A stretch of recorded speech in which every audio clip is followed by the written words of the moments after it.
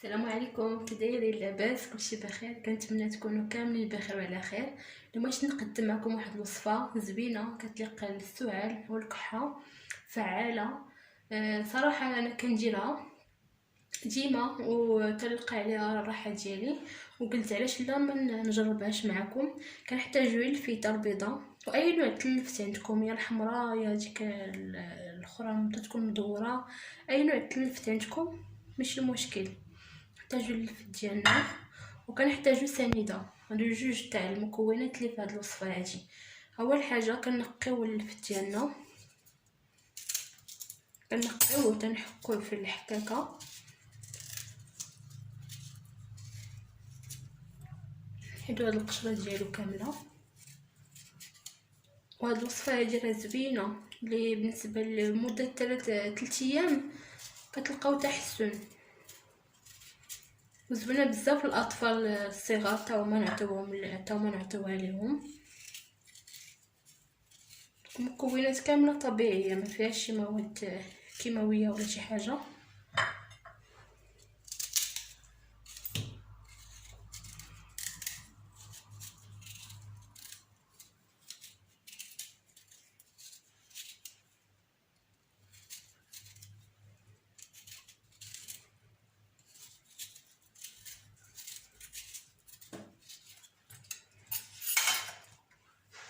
من بعد ما نقيتها حتى كرقيقه،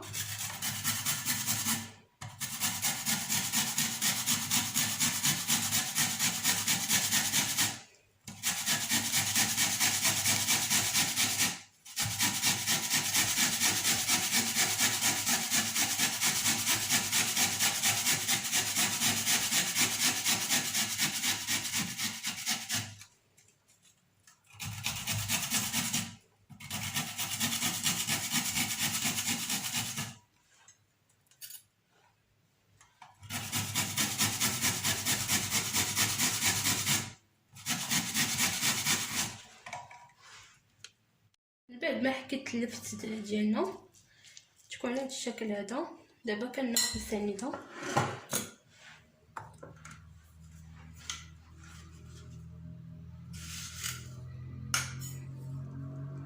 نديرو 2 معالق كبار ديال السنيده.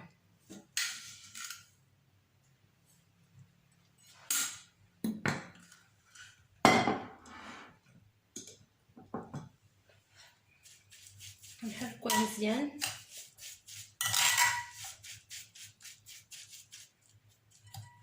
ونحطوها في شي قرعه تكون تاع ديال الدجاج، ما تكونش ديال البلاستيك، تكون ديال الدجاج.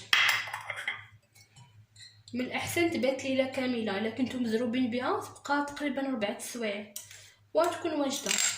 نحطو الخليط ديالنا كلنا في القرعه.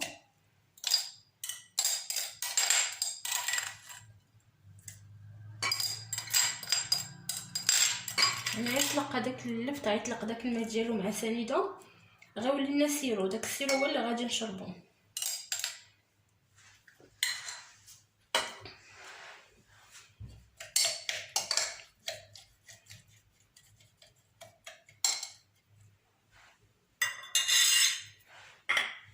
نخليوها تبات ليله كامله ولا 4 سوايع ولا 5 على حسب لا كنتم مزروبين بها.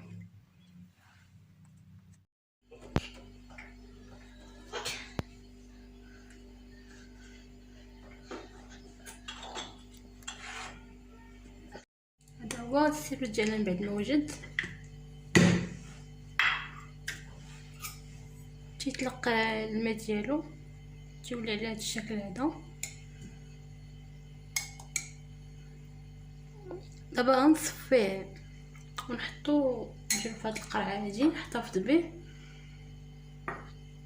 مده تقريبا ديال 3 ايام ونعاودو واحده اخرى عاوتاني، ما يبقاش بزاف.